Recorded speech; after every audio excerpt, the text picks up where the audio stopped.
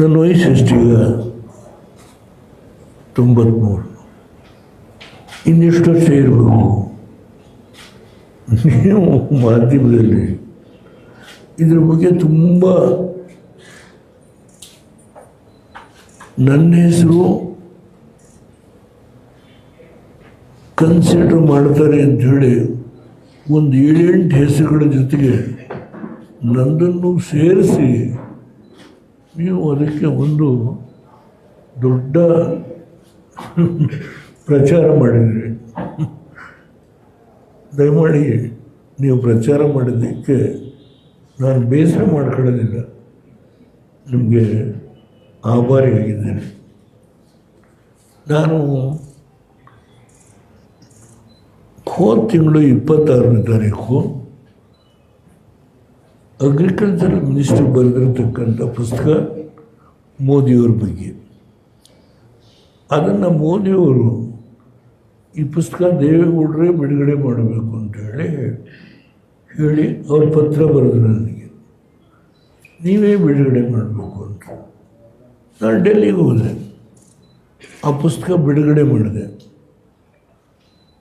ಬಿಡುಗಡೆ ಮಾಡಿ ನಾನು ಯಾರನ್ನೂ ನೋಡಲಿಲ್ಲ,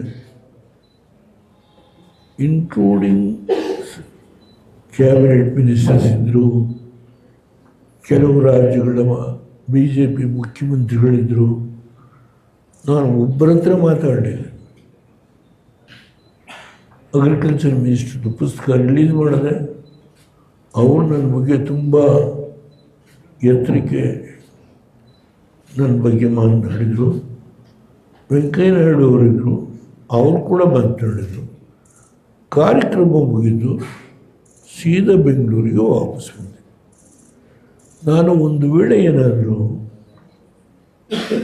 ರಾಜ್ಯಸಭಾ ಸದಸ್ಯನಾಗಿ ಕಂಟಿನ್ಯೂ ಆಗಬೇಕು ಅನ್ನೋ ವ್ಯಾಮೋಹ ಇದ್ದರೆ ನಾನು ಇದು ನಮ್ಮ ಕೇಂದ್ರದ ಮುಖಂಡಗಳನ್ನು ಭೇಟಿ ಮಾಡ್ತಾಯಿದ್ದೆ.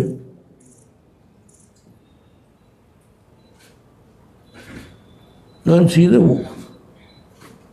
ಆ ಕಾರ್ಯಕ್ರಮ ಮುಗಿದ ಮರುಕ್ಷಣದಲ್ಲಿ ಬೆಂಗಳೂರಿಗೆ ವಾಪಸ್.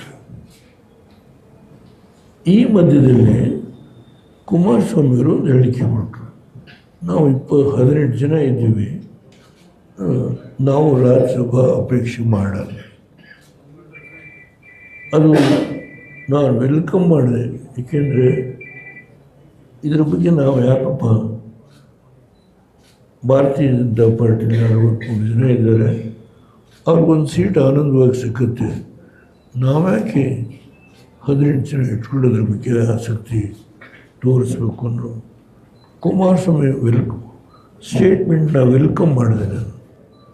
ಅದರಿಂದ ಇದರಲ್ಲಿ ಮೋದಿಯವರ ನನ್ನ ಸಂಬಂಧ ಒಂದು ರಾಜ್ಯಸಭಾ ಸೀಟಿನಿಂದ ನನ್ನ ಸಂಬಂಧ ಇದೆ ಅಂತ ಹೇಳಿ ಈ ನಾಡಿನ ಜನ,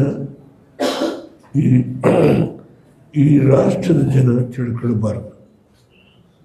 1914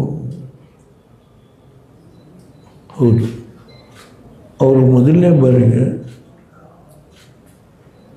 ಲೋಕಸಭೆ ಚುನಾವಣೆಯಲ್ಲಿ 286 ಸೀಟನ್ನು ಗಳಿಸಿ ಸ್ವಂತ ಶಕ್ತಿಯಿಂದ ಅಧಿಕಾರಕ್ಕೆ ಬರ್ಬೋದಾಗಿತ್ತು.